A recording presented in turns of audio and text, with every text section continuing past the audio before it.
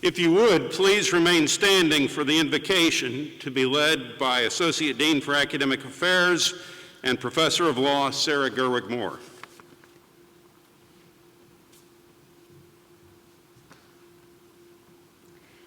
Frederick Buechner told us that our calling is where our deep gladness meets the world's deep hunger. As we celebrate today, let us meditate on deep gladness. Let's meditate on hunger.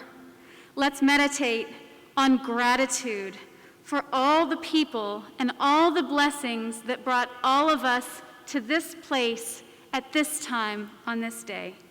And may the words of our mouth and the meditations of our hearts be acceptable in this time and in this place.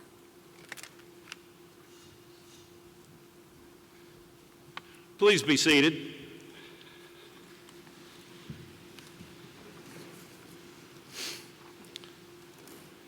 On behalf of the Board of Trustees and faculties of the university, it's my privilege to welcome you to commencement for Mercer University's School of Law.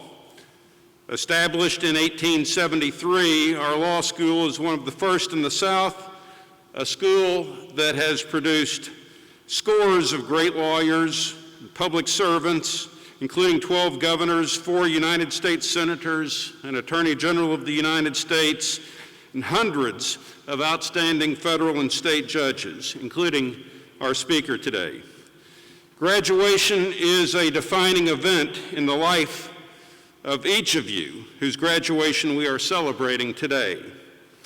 All of you have crossed new thresholds of knowledge and understanding, explored new intellectual terrain, and envisioned new prospects for your lives and careers. Each of you has the potential to accomplish great and even heroic things in the lives of future clients who will come to you in need. This celebration is also a tribute to all of you who have family and friends whose graduations we're celebrating today. Their accomplishments are a reflection of your contributions to helping them become who they are. Your resolve, your patience, your encouragement have enabled them to make this journey. So, in addition to their gratitude, I want to convey the university's gratitude for your persistent support. I would also remind all of us that the profession of law is a high calling.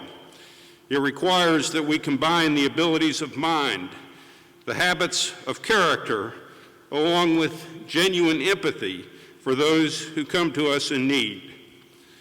This high calling warrants our respect and yours. Let graduation hearten us to the value of the power of reason and the ability to act with principled judgment, with respect to and relate to one another with compassion and integrity. So, let me be the first to congratulate you publicly on your completion of law school. At this time, it's my privilege to introduce Kathy Cox, who serves as Dean of the School of Law, who will bring greetings from the school.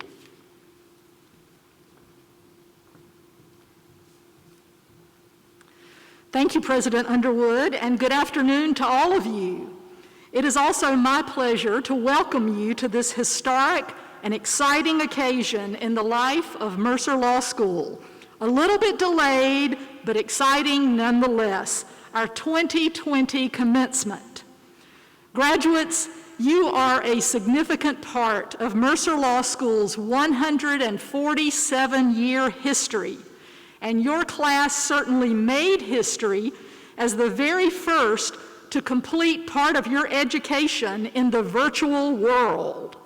And now, you are about to become the first lawyers in Georgia and other parts of the country to earn your license to practice law through an online bar examination. You have definitely earned a place in the history books. Let's give yourselves a round of applause.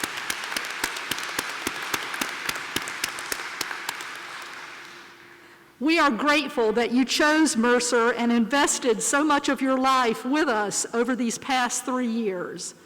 I hope you are reflecting today on all that you have accomplished and recognizing that while it was hard, really hard at times, you did it. You have proven to yourselves and others that you can take on difficult tasks, put in the effort to meet those challenges, and succeed. You've earned a Juris doctorate degree, something that less than 0.5% of the people in the United States ever achieve. You are all very different people today, hopefully better, stronger, smarter, more ethically grounded, and professionally focused individuals because of your 3 years here at Mercer Law School. We, the faculty and staff at the law school, are certainly better for having shared these years with you. You've earned this day the old-fashioned way, by working hard to get here. There were no shortcuts, as we told you in your first year. So to you all, congratulations and thank you. I'd like to recognize now those who share the stage with me today. If you would hold your applause until I introduce them all. To your left and my right, our Student Bar President, Blake Walker, Associate Dean of Academic Affairs, Sarah Gerwig-Moore, who offered our invocation, Assistant Dean of Students, Alyssa LaFall, and on the right side of the podium, President Underwood, our commencement speaker, Justice Michael Boggs, who will be more formally introduced in a few moments, and Mercer University Provost, Dr. Scott Davis.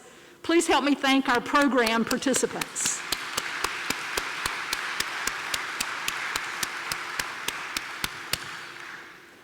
Graduates, as you know, there are many people who have contributed to your success and have supported you on this journey.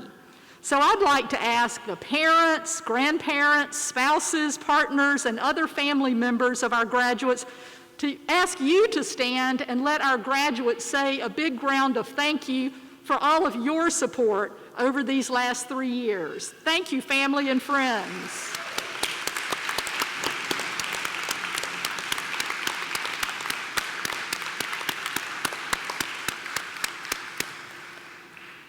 The Mercer Law School faculty and staff have challenged our graduates with invaluable learning opportunities as they prepared for this day.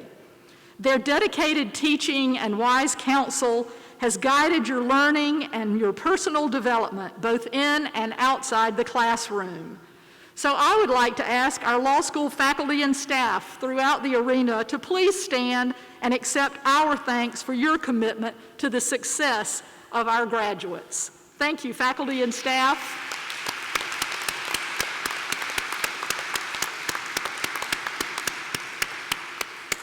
Thank you.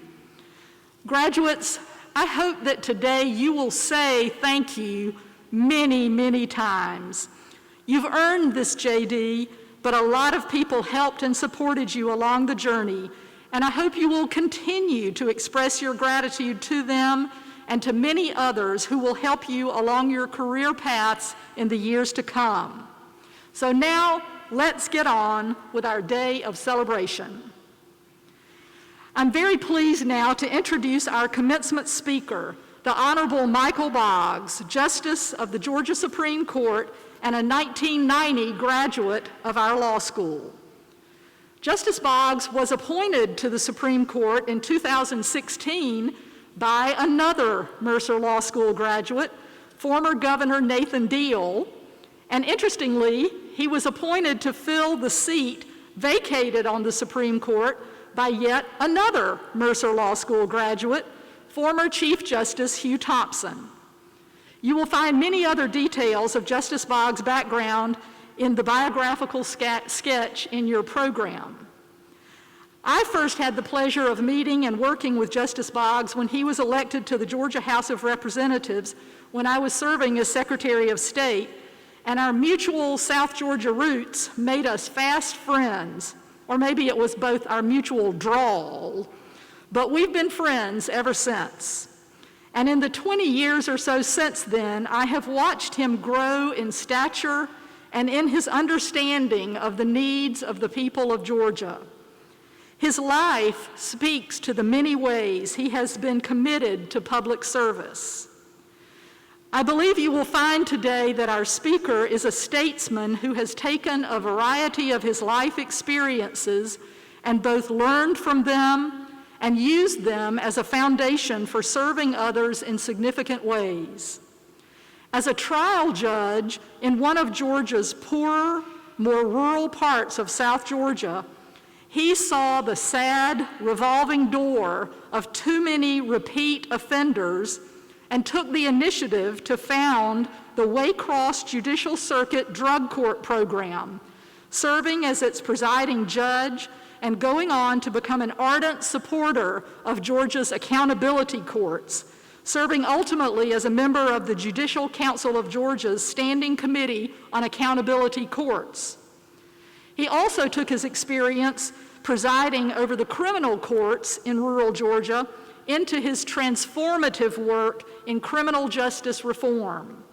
For 6 years, Justice Boggs co-chaired the Georgia Criminal Justice Reform Council for Governor Deal, driving holistic reforms that diverted thousands of nonviolent offenders, including thousands of juvenile offenders, away from incarceration into cost-effective accountability court programs and dynamic reentry programs that both maintained public safety and gave offenders a true second chance at successful lives.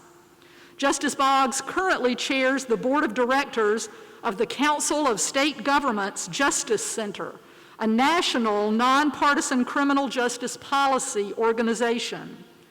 He additionally chairs the Mental Health Courts and Corrections Subcommittee for Governor Brian Kemp's Behavioral Health Reform and Innovation Commission. The number of nonprofit and legal or judicial-related organizations with which Justice Boggs remains engaged is simply too long for me to list for you today, but he still finds time to give back to his alma mater. He serves on our Mercer Law School Board of Visitors, and this past year, he called me up and said he wanted to come down to talk to me about something he wanted to do for us and for you, Mercer Law students. From that conversation, he established the Justice Michael Boggs Rural Georgia Endowed Scholarship, once again taking his life experiences and asking that a scholarship be awarded to a student from rural Georgia who needed financial help, with a preference to minority students who he knew from his hometown struggled even more to make their way through college and law school. It is no surprise that our Mercer Law School Alumni Association honored Justice Boggs earlier this year with its Meritorious Service Award. It is my honor today to introduce you to a true public servant, a humble public servant who has never forgotten his small town roots or the everyday people who work hard to make Georgia a great state. Please join me in welcoming Justice Michael Boggs.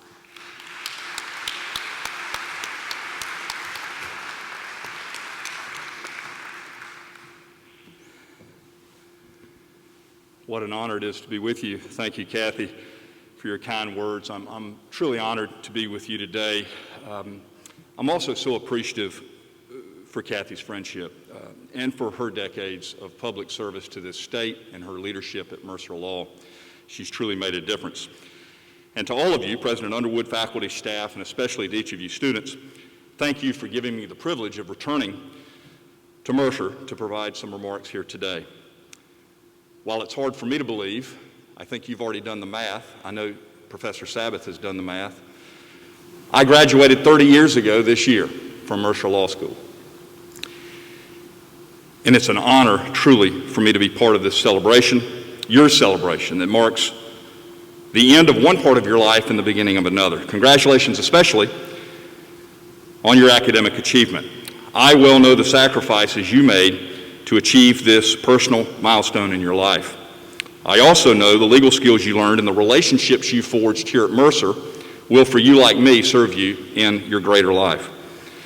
Congratulations also. I echo Dean Cox's comments to the parents and families. In addition to the pride, of course, that they feel today, they sacrificed a lot to see you make it to this day. I hope you will be sure to thank them repeatedly. And to the faculty and administration, congratulations for shepherding these students to the fulfillment of their dreams. I want to take a moment of personal privilege here to recognize that I think we have the best faculty and staff of any school in the nation. I want to personally thank each of them for their commitment to your future, to Mercer's future, and to the future of the bar of the state of Georgia. I well know what great lawyers that these faculty have helped create during their time, your time under their care. So, as your first order from a judge, I'm going to ask all of the graduates to please stand and join me in thanking the faculty for getting you here today.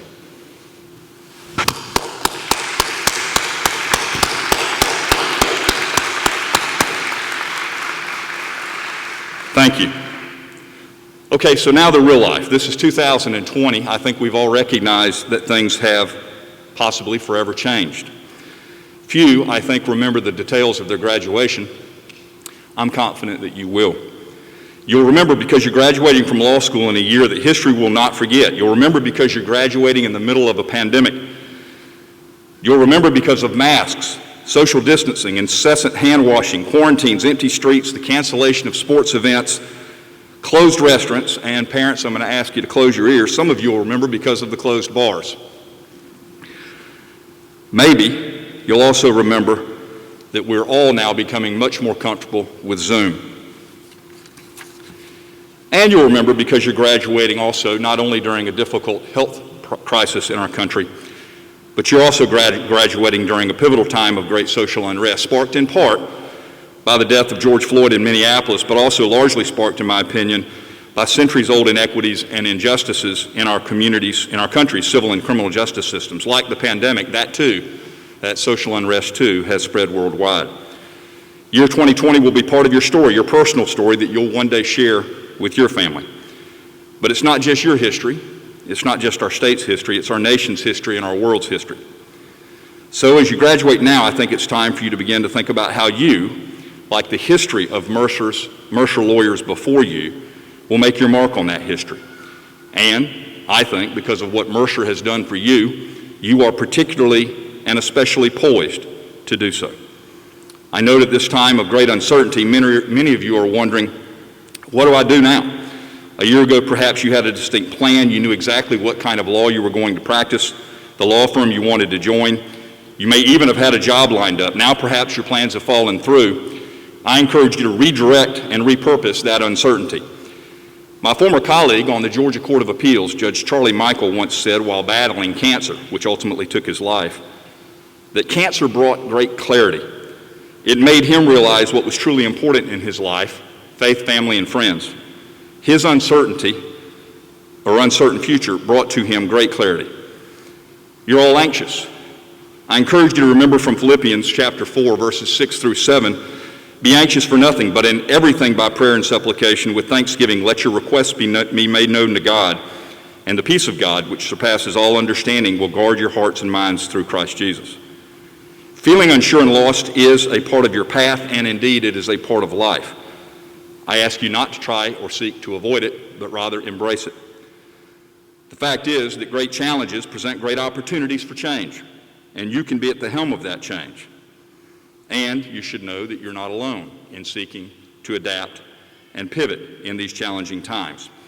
At the Supreme Court of Georgia, we too are learning to deal with the anxiety and uncertainty and challenges that these societal and health problems present. No sooner did we move into the state's first building dedicated solely to the appellate courts of this state, then the pandemic closed down everything. Quickly, we had to figure out how to keep things going. Today, we're all fairly much Zoom experts. By April, we held our first oral arguments virtually by Zoom. I will do that again on Tuesday, Wednesday, and Thursday of next week. By all accounts, including from the attorneys who have argued cases before us, the proceedings are working well. I note that on one particular occasion, we live stream our oral arguments. I I noted the interest in an older lawyer who had his video working but not his audio working, that his 10 or 12-year-old daughter came in during the live stream and helped him hook up his audio. I'm sure he was very appreciative, and I know that we were. And of course, we're conducting our conferences, our bank conferences by Zoom, as we did yesterday and as we will continue to do under the terms of our judicial emergency order. And then lastly, from someone who lives 250 miles from the office that I work in, I'm awful comfortable in remote judging. As justices, we have worked closely with Chief Justice Harold Melton, who is the head of the judiciary in Georgia, to help him craft orders declaring and extending the statewide judicial emergency, an emergency that remains ongoing. Through these orders, we've worked to keep the courts open, and yet for the safety of all those who are compelled to come to court, jury trials remain suspended in Georgia. Next week, our Chief Justice, with collaboration of all of the justices on our court, will be signing another order, again extending the judicial emergency for another 30 days for the 5th time. But we are mindful that we can't suspend jury trials and grand jury proceedings indefinitely, even in the face of a pandemic. The role of our justice system is simply too important. Crime, domestic violence, and custody disputes, for example, do not subside during a pandemic. In fact, what we're learning is sometimes they grow worse. Fortunately, we have a COVID-19 task force of judges who are working hard at coming up with solutions aimed at fully operating courts and opening courts while also protecting the public safety of all those involved. As you might imagine, opening up jury trials will be particularly tricky. For you new lawyers, I'm sure you have understand that one of the challenges will be this. If we conduct jury trials remotely, how do we ensure that the constitutional rights are protected? How do we safeguard the right of confrontation when an evidentiary hearing is moved to a remote setting and witnesses are called? How do we deal with exhibits? How do we ensure a client on the other side is not being coached? We must answer all of those questions. They are challenging times indeed. And of course, you also know that one of the duties of our Supreme Court is the regulation of the practice of law in Georgia. A challenge there, and one with which you're no doubt familiar, has been the bar exam. You all know that earlier this year we were facing the possibility of having you and about 1,500 others sit closely together in a convention hall during the pandemic to take the bar exam. That really didn't seem prudent. Yet, we know that your careers, at least for most of you, depend on taking and passing the bar exam. I know that my own ability to service my student loan debt was dependent on me securing a job, and quickly. However, like nearly every state, we quickly understood the public health risk, and so we postponed that exam to September, thinking we had the problem solved. And we adopted a temporary rule allowing recent graduates to be provisionally admitted to the practice of law prior to taking the exam. In fact, Georgia's 5 law school deans, including your own Dean Cox, contributed greatly to that rules change, and I'm particularly appreciative to Dean Cox for her contributions. As you also know, though, more recently, because of the continued spread of the disease, we've postponed the September exam, and we have now gone to an in-person an online test in September, which will be administered, as you well know, on the 5th and 6th of October. These changes, I know, have been difficult for you to absorb. But pivot and change is something you're going to have to get used to in your legal career and in your lives in general. In this vein, I urge you to look for your own opportunities to adapt, pivot, and change, and to find in your crisis hope and clarity, as Judge Charlie Michael found in his. Perhaps, and hopefully, you've been stirred by the civil unrest that has swept across our country and the world. There are myriad ways for you to be involved in the movement to effectuate change as a lawyer. As newly minted lawyers, it's my belief that you're uniquely prepared to address these societal issues by ensuring equity and justice in the law. You can do that through public discourse. With your training and status, I think you have a platform and people will listen to you. The rigors of the law that the law school teaches you much about effective leadership. I would encourage you to put those leadership skills to the test. You, of course, can participate in activism, in the movement itself, through protest and social media. You can offer yourselves up for public service by running for office, something you've probably not yet considered. Most importantly, however, you can help ensure equal justice under the law in our civil and criminal justice systems in this state. As a lawyer, I know that you've been trained to win. Ours, after all, is an adversarial system. There are winners and losers, but winning is not the only thing. In fact, a win at all cost mentality, in my opinion, is what most threatens our profession and reputation. Don't forget that lawyers are also problem solvers and mediators, and that means they have to listen to and understand both sides of a dispute. To be a truly great lawyer, you have to learn to walk in the shoes of others. My former colleague and recently retired Justice Robert Benham always said that the real role of a lawyer is to heal the community. Perhaps then it's not surprising to you that our Chief Justice's Commission on Professionalism over 20 years ago named its annual Professionalism Award the Robert Justice Benham Award for Community Service. I personally think community service is at the heart of lawyering and professionalism. I suggest that each of you find your own special ways to engage in community healing. What is going on now in our society may have been sparked by the death of George Floyd and others, but it is likely grounded and largely a manifestation of a larger problem of perceived inequitable criminal justice system in this country, where minorities and disadvantaged citizens are treated differently than those with means. Many argue, for example, that this inequity results in overrepresentation of minorities in our prison system, a bail system where those without means remain in jail while those with money can buy their freedom, and a fines and fees criminal justice system built upon the backs of people that can least afford it. That is not justice. In Georgia, since the passage of the Indigent Defense Act, we've routinely underfunded our indigent defense system.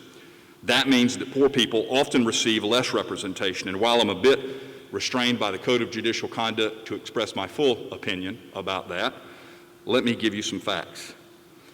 In our job at the Supreme Court handling habeas corpus cases, we routinely see claims of constitutional ineffective assistance of counsel at the core of those claims. Claims, by the way, that at the least in some instances fall woefully short of the rights that were guaranteed by the Supreme Court under the Sixth Amendment 57 years ago in Gideon versus Wainwright. It's my belief that you're uniquely educated and prepared to fix these shortfallings.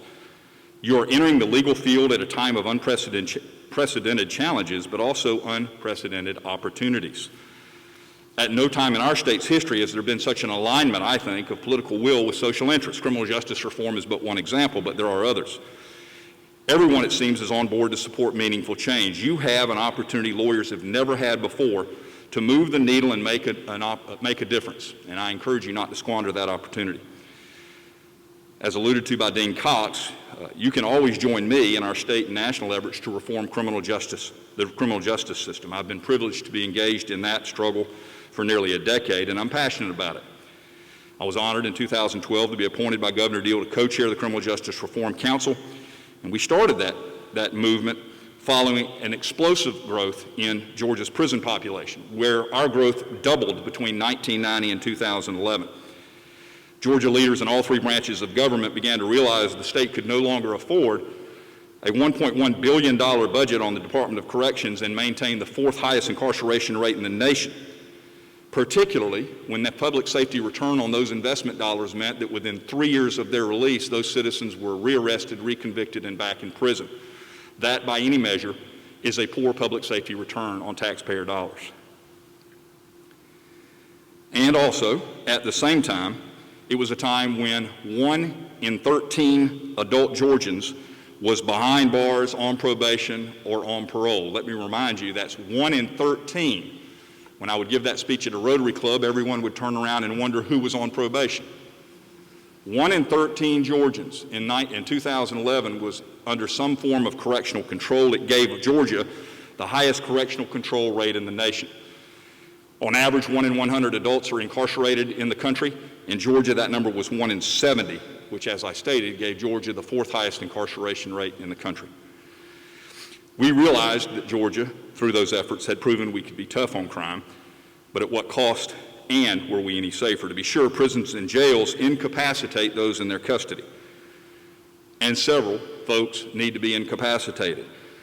We have learned, though, that the correction system, despite its name, does very little to correct behavior. What we truly learned through criminal justice reform, and what you will learn in your life and through your work as a lawyer, is that approximately 80% of all the crime in the United States, and certainly in Georgia, is driven by unaddressed behavioral health and substance abuse issues. As a result, the governor established this commission in order to enact policies that would indeed hold people accountable for their bad conduct, but also improve public safety and save taxpayer dollars. We did this by reserving prison beds for the most violent and serious offenders while steering nonviolent, low-risk offenders into specialty courts like drug courts. And again, as Dean Cox mentioned, while I was a Superior Court judge in the 6-county Waycross Judicial Circuit, I founded the Circuit's Drug Court Program. I can attest that these courts work very well to keep people out of prison, to change lives, to return mothers to their families and fathers to their families, and to make a difference. Today across Georgia, we have 170 specialty courts, including drug courts, mental health courts, DUI courts, and veterans courts. I encourage you as newly minted lawyers in this state to encourage and support accountability courts. These courts have a proven record. A recent report found that drug courts cost up to 80% less than the average cost of traditional incarceration. Indeed, the University of Georgia Carl Vinson Institute of Study just last year released a report.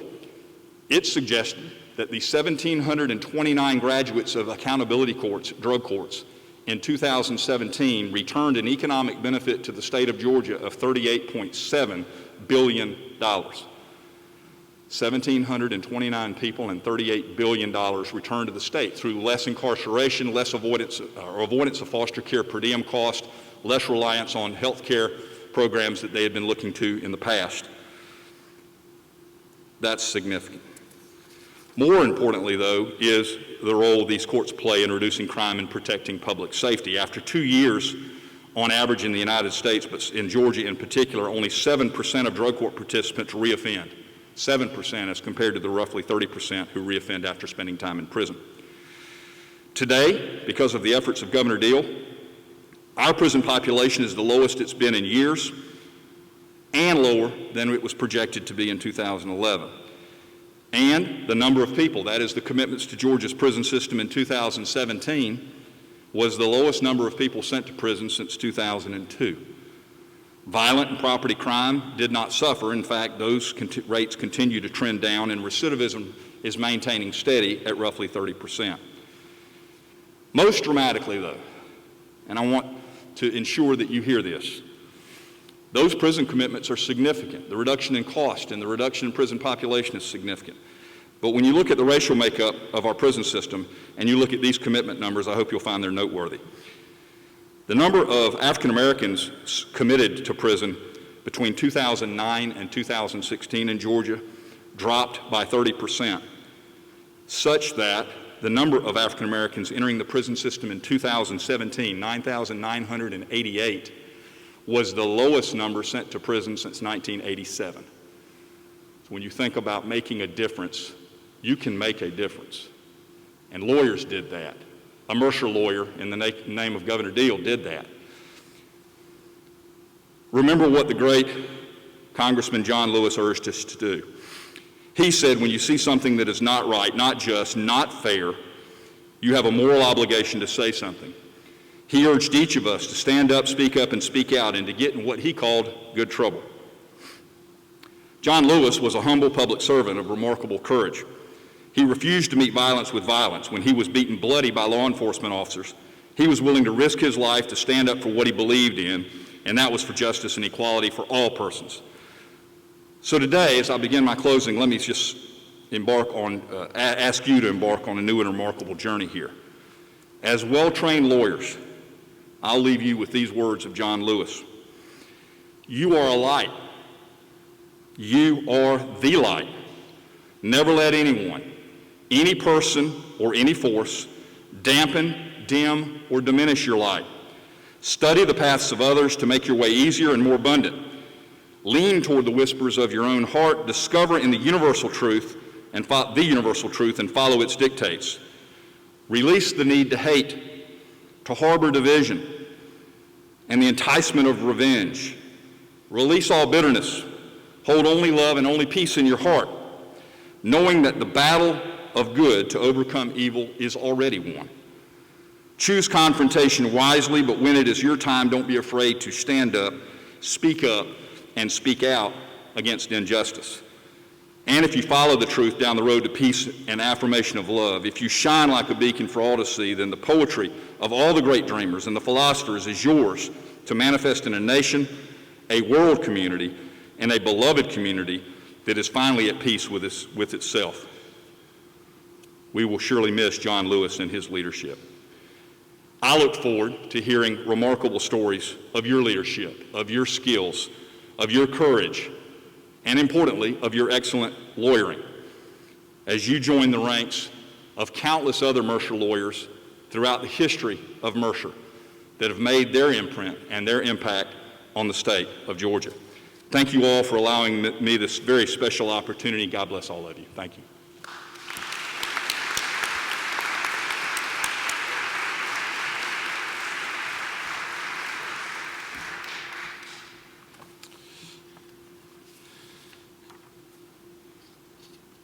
Thank you, Justice Boggs. You've honored us with your presence today. We're grateful for your very thoughtful remarks to these graduates, and as a citizen of Georgia, I'm certainly grateful for your work on criminal justice reform.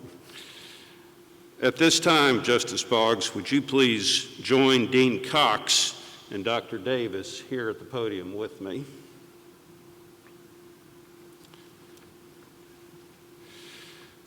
Justice Michael P.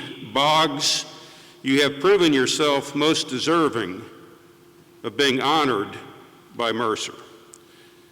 Therefore, by virtue of the authority vested in me by the Board of Trustees of the university, we're pleased to hereby confer upon you the degree Doctor of Laws, in token of which we vest you with this hood and present to you this citation.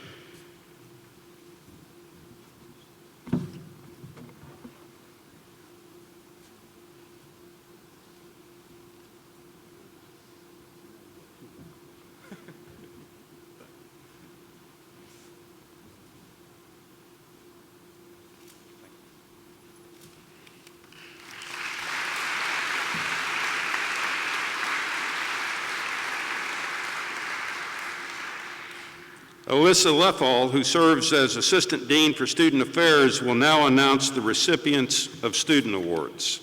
Alyssa?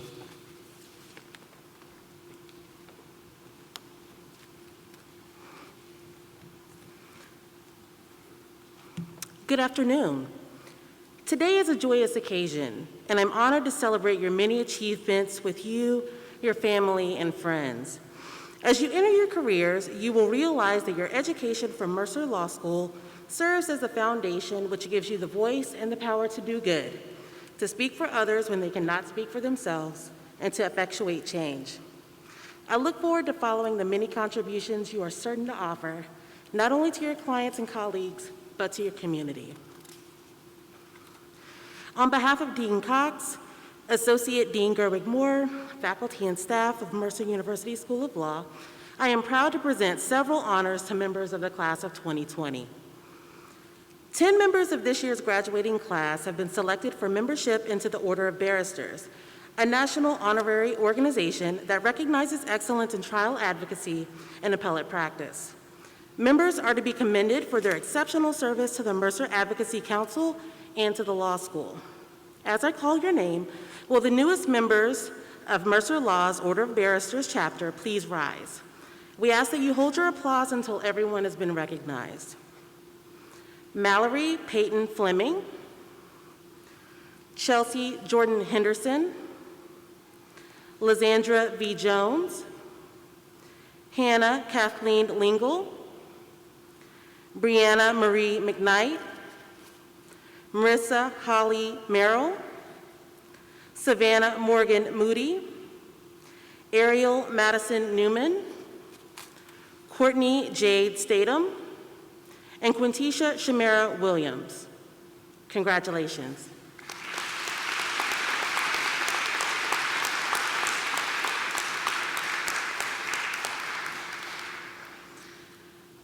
The Brainerd Curry Honor Society is composed of students who have made valuable contributions to the intellectual fabric of the law school, have achieved academic excellence, have participated in law review or Mercer Advocacy Council, and other provided similar levels of service to the law school or legal community.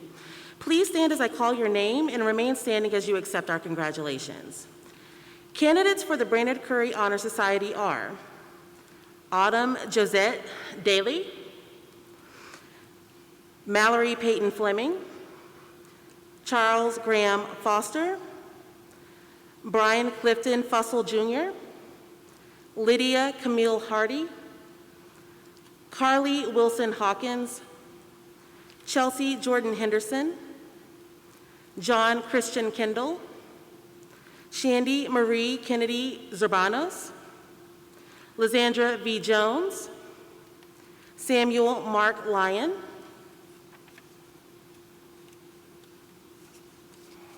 Christina Lucia Murray, Dan T. Nix, Brittany Alexandra Sizemore, Mitchell Blake Walker, and Shadeja Jamae Wilcox. Congratulations.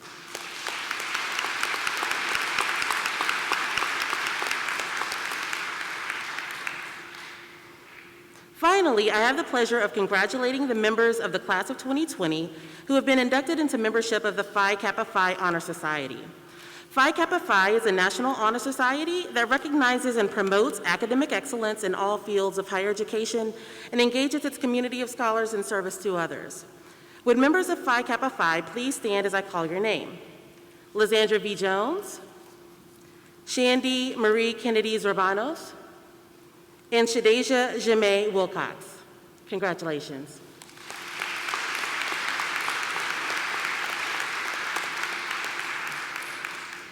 Names of Order of the Barristers, Brainerd Curry Honor Society, and Phi Kappa Phi honorees can be found in your program, along with a complete list of student awards that were presented virtually in May.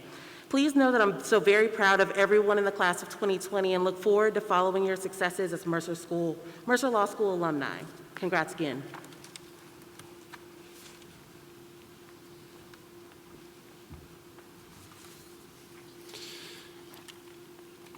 At this time, I'd like to invite our Chief Academic Officer of the university, our Provost, Dr. Scott Davis, to present the George Waldo Woodruff Award of Excellence.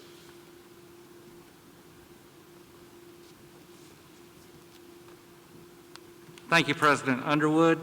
It's my privilege to present the 2020 George Waldo Woodruff Award of Excellence. The Woodruff Award was established to honor the memory of George W. Woodruff, a distinguished businessman, proponent of education, and a special friend of the law school.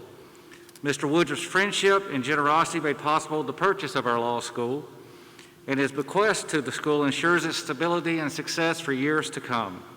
The Woodruff Award is the most prestigious award a law student may receive and is given to the graduating student having the highest cumulative academic average for all 3 years of study. At this time, I ask Mallory Peyton Fleming to come forward.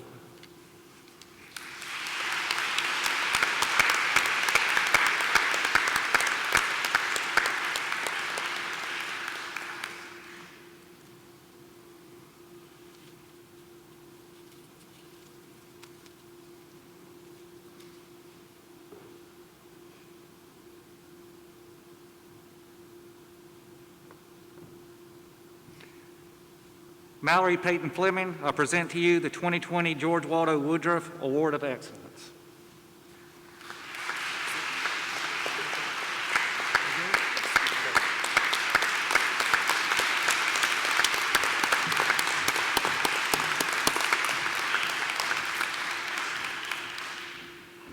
I now present to you the Editor-in-Chief of the Mercer Law Review, Samuel Mark Lyon, who will present the Reynold J. Kozik Excellence in Teaching Award.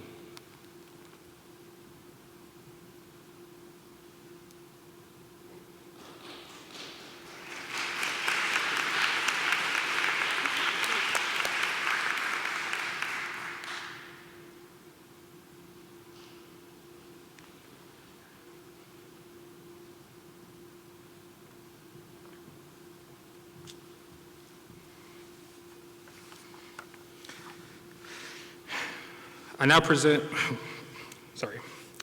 Professor James P. Fleisner, please join me at the podium.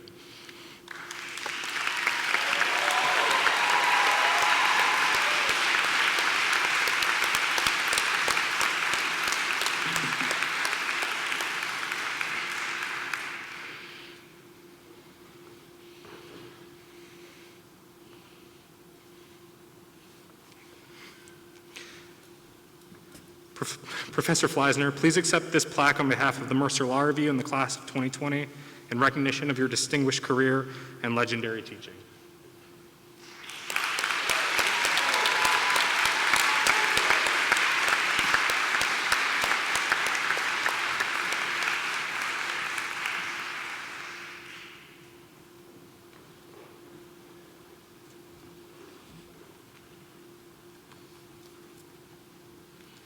Dean Cox will now present the candidates for the Juris Doctor degree.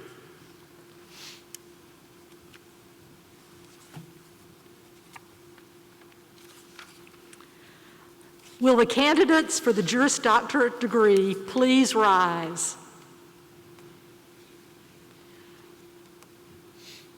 President Underwood, I have the honor of presenting the candidates for the degree of Juris Doctor. These candidates have been recommended by the faculty of Mercer's School of Law, approved by the Board of Trustees, and I now request that you confer upon them the degree of Juris Doctor. Upon the recommendation of the faculty and the Dean of the School of Law, and by virtue of the authority vested in me by the Board of Trustees of Mercer University, it is my great privilege to hereby publicly and formally confer upon each of you the degree Juris Doctor. Congratulations.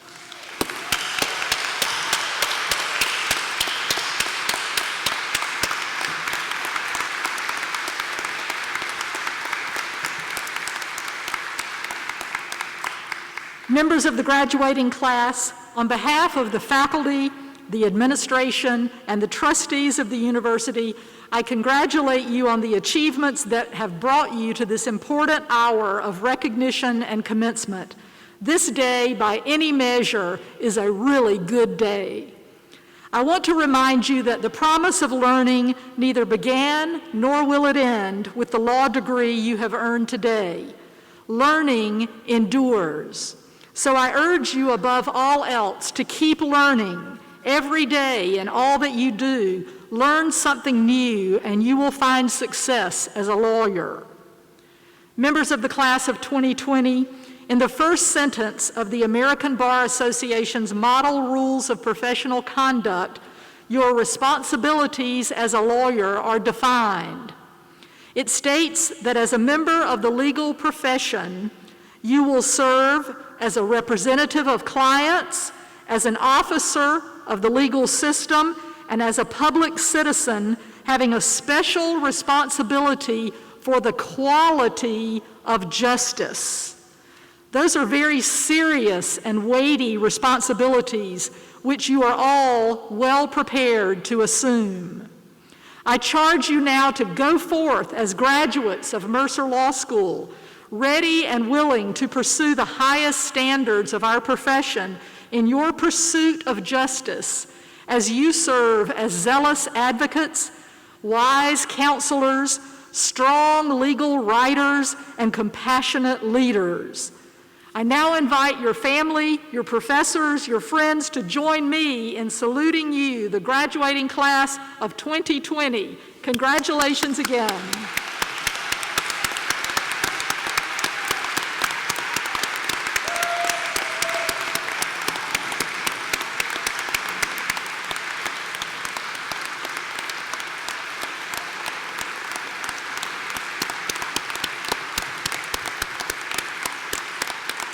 You may be seated.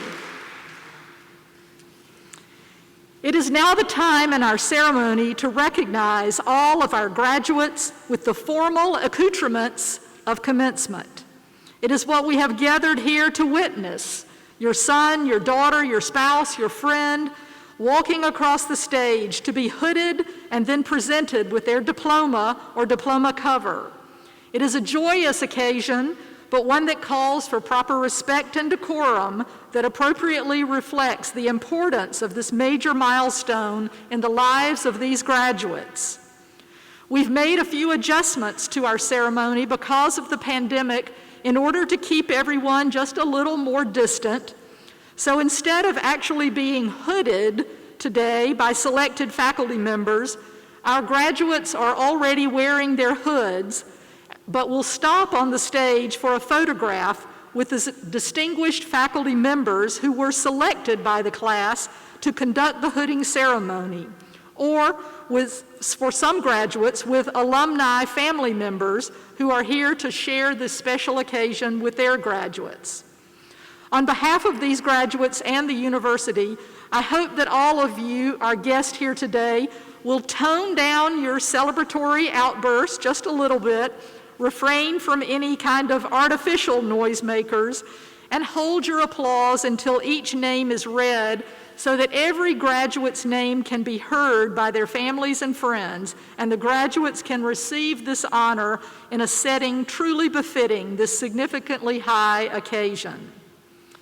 Due to social distance guidelines and for everyone's safety, we will not be able to offer a location for guests to move around in the arena or to come down on the floor to take pictures of your graduates. However, our Mercer photographers will snap 2 pictures of every graduate, one with their faculty hooders and one with President Underwood and myself, and those photographs will be made available to everyone. So now, I'd like to call forward Mitchell Blake Walker, our student bar president for 2019-20, and we will present him with the first diploma tube and ask him to call the names of the graduates of Mercer University's School of Law for the class of 2020. Blake, if you'll come forward.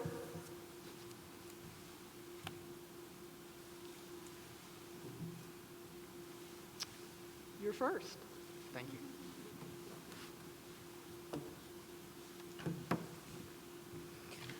Assisting in the commencement ceremony as hooders, selected by the class of 2020, are Professors David Rissick, James Fleisner, Michael Sabbath, and Karen Sneddon. Will Professors David Rissick and Karen Sneddon please come forward? And will the first row of graduates please rise, and the marshal escort the graduates into position.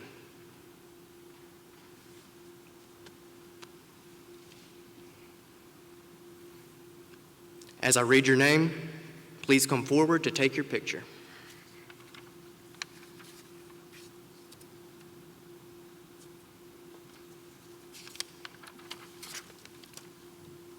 Taylor Paige Allig.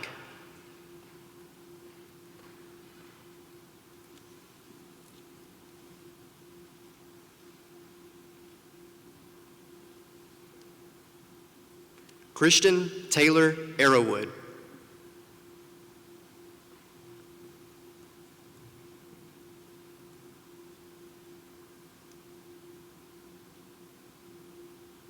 Rylan Stewart Avery.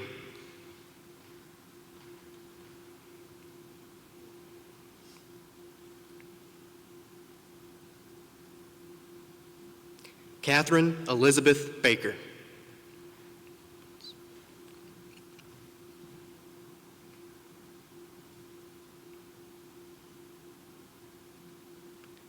Jamie Lynn Bratcher.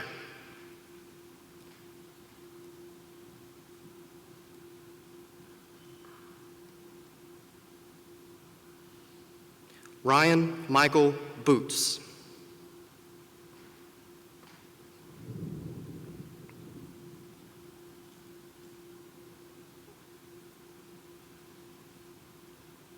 Kristen Marie Cesario.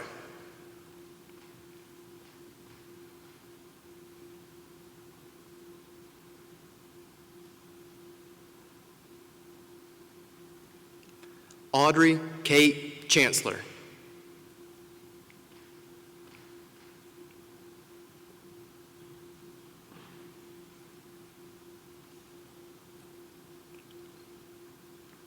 Caitlin Paige Clark.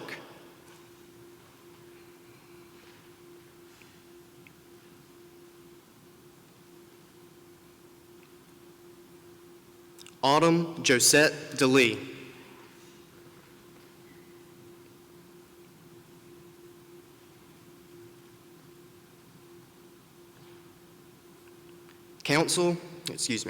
Benjamin Angelo DeBose.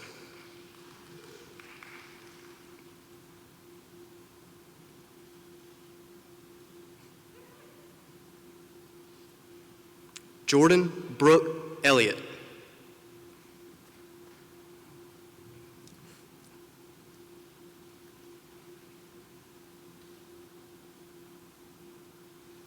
Mallory Peyton Fleming.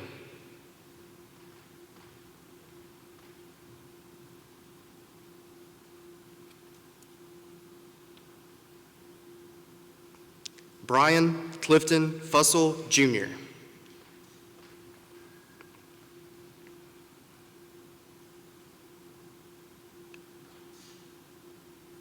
Destin Michelle Gillum.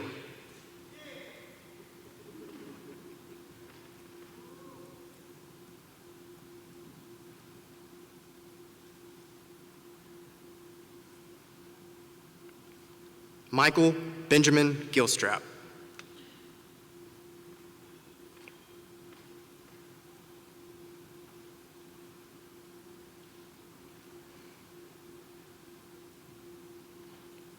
Catherine Elizabeth Grant.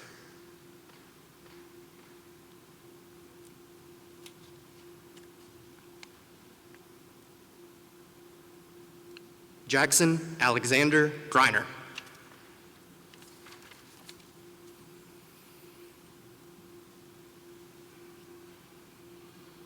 Stephen Liam Grunberg.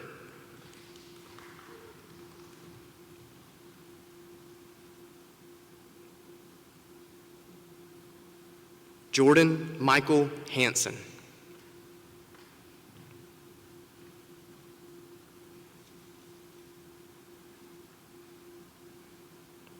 Aaron Joseph Harper.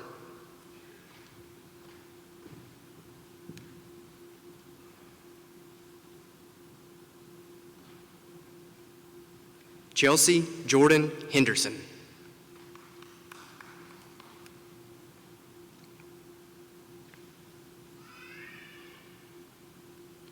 Zachary Al Host.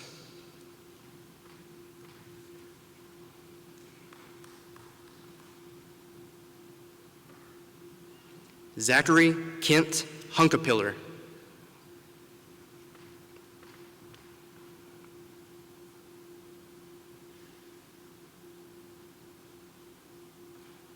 Lysandra V. Jones.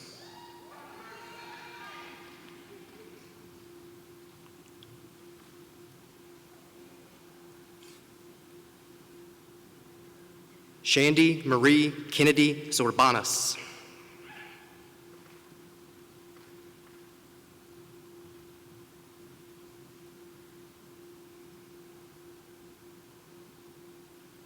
Jae Hoon Kim.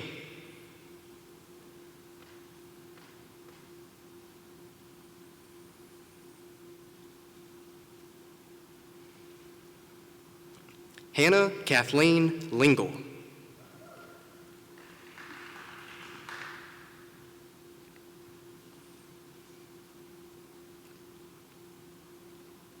Samuel Mark Lyon.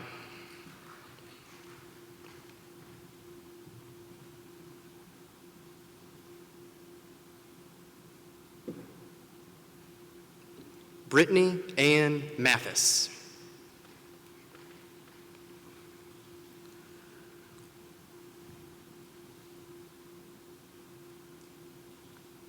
Brennan John McElhone.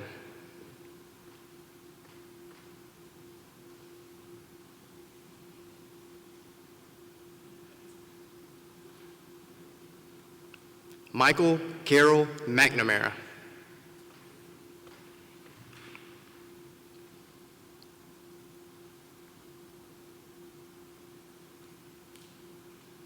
Marissa Holly Merrill.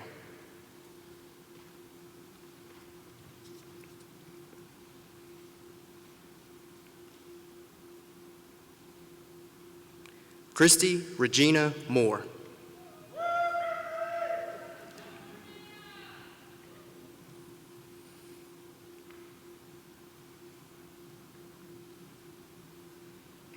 James Hunter Moreland.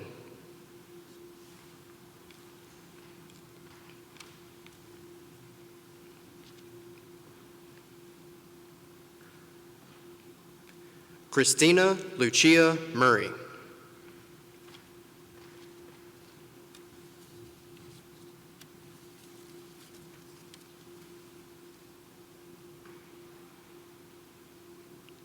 And will Professors James Fleisner and Michael Sabbath please come forward to take pictures with the remainder of the class of 2020.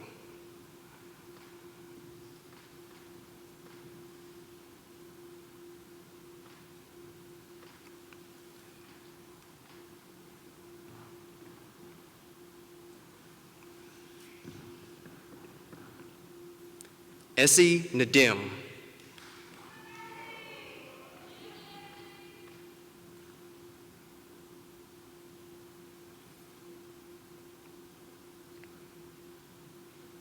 Ariel Madison Newman.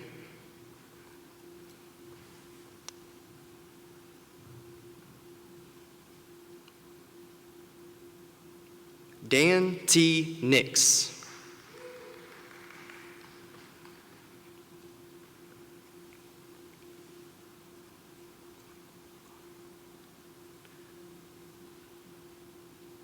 Precious Isosa Okonakwa.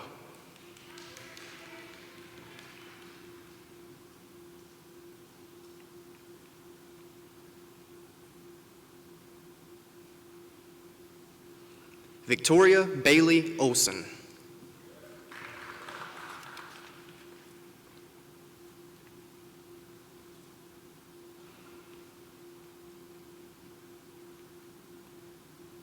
Teresa L. Pardinas.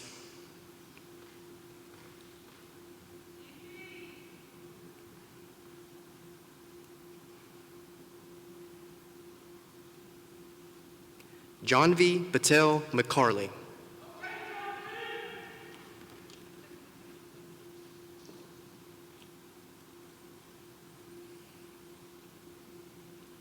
Anthony Scott Perez.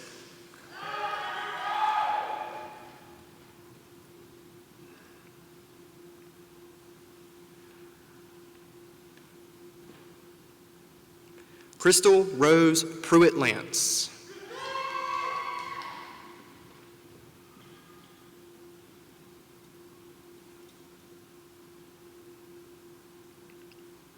Carly Nicole Rampy.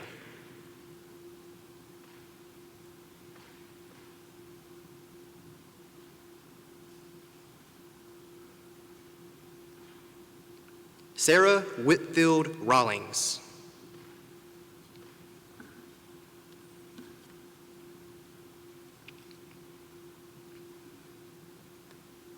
Donald Lewis Roberts.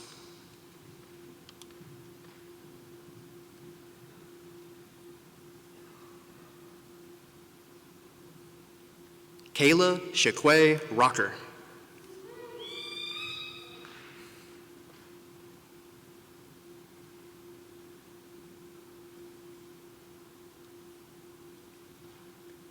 Megan Elizabeth Rosenberger.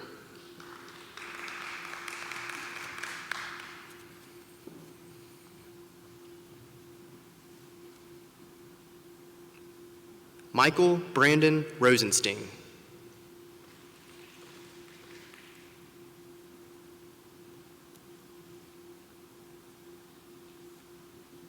Jack Pease Sly.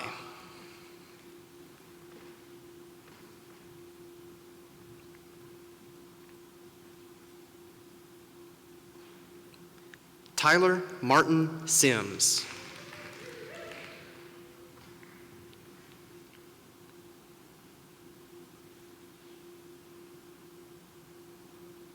Brittany Alexandra Sizemore.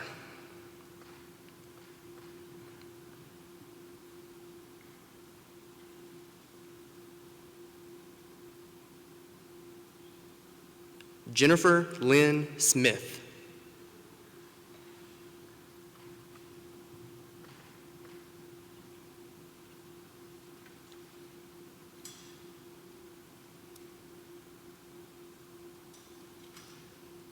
Brianna Nicole Stanley.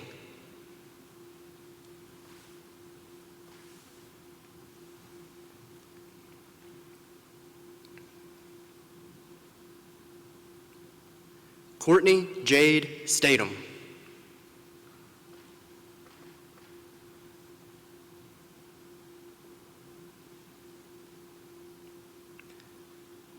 Elliot Ryan Stone.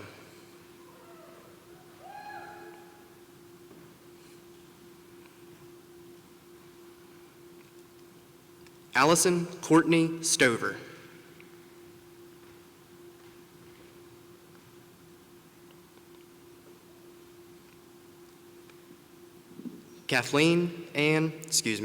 Sarah Elizabeth Thomas.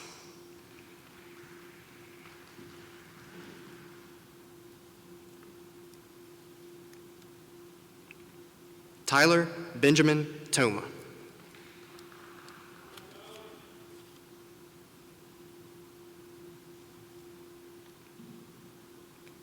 Casey Torres.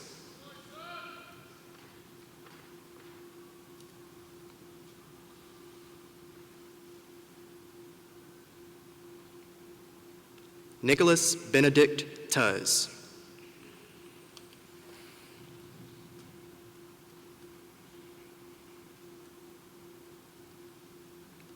Tressie Nicole Tyner.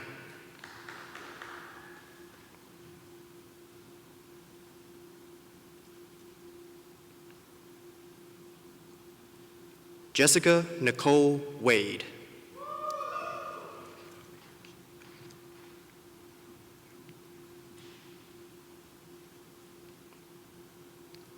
Shadeja Jame Wilcox.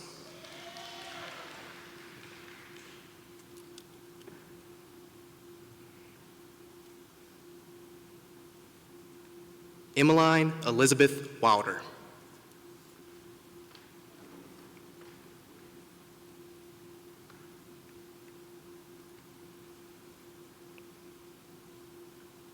Quintisha Shamira Williams.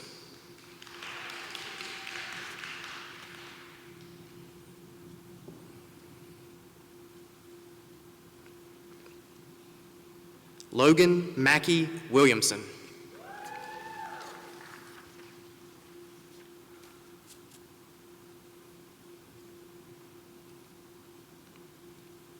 Danielle Amanda Wilson.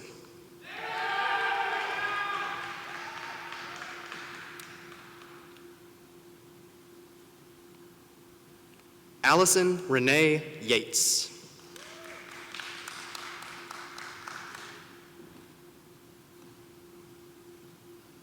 Mary Elizabeth Hansey.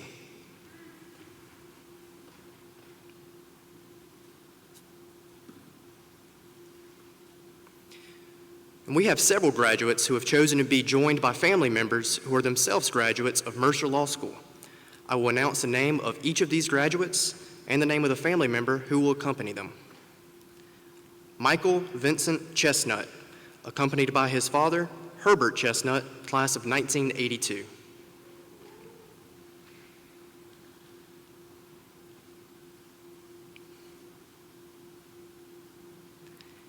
Samuel Curtis Joyce, accompanied by his father, Thomas Joyce, class of 1989.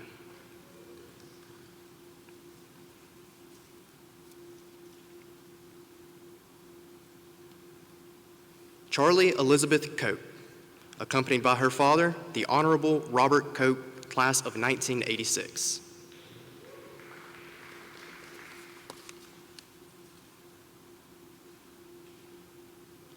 Andrew Mark Skibble, accompanied by his father, Mart Skibble, class of 1991.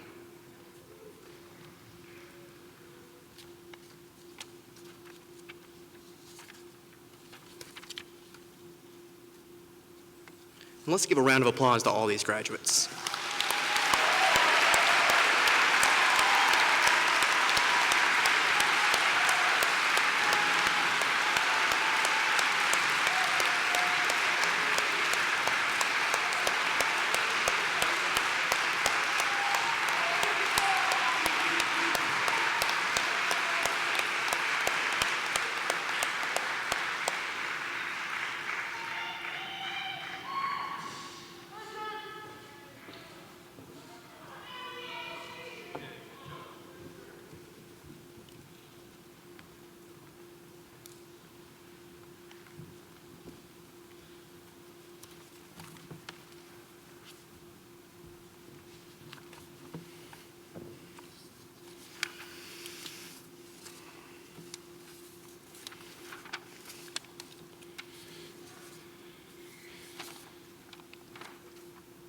At this time, I'd invite you to all stand.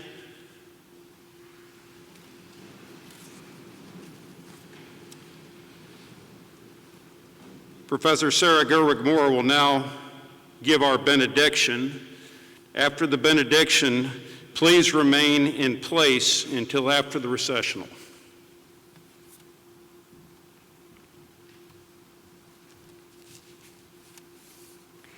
We all thank you so much for joining us today to celebrate with our graduates.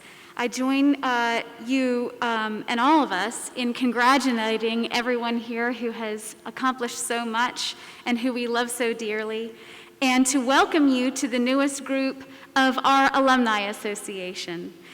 We do ask that you exit the building immediately after the ceremony. The graduates will be exiting by way of the intramural court doors, which lead to the Stetson Hatcher School of Business parking lot. Thank you again. A benediction for the Mercer Law School class of 2020. May you be blessed beyond all measure. As troubles find you, and they have, may you also find good trouble. May your worries be comforted, but may they also lead you to be a comfort to others and a voice for the voiceless. May your uncertainty move swiftly into days of steadier times, but may it also call you through creative work to find and teach us new solutions and new ways of being in the world. May your anger lead you to see with clarity what must be changed, and also to drive you to be the change the world so desperately needs. May you go forth in good faith, in good health, surrounded by our love and our admiration, and may you do justice, love mercy, and walk humbly by faith into your bright futures and your lives beyond our school.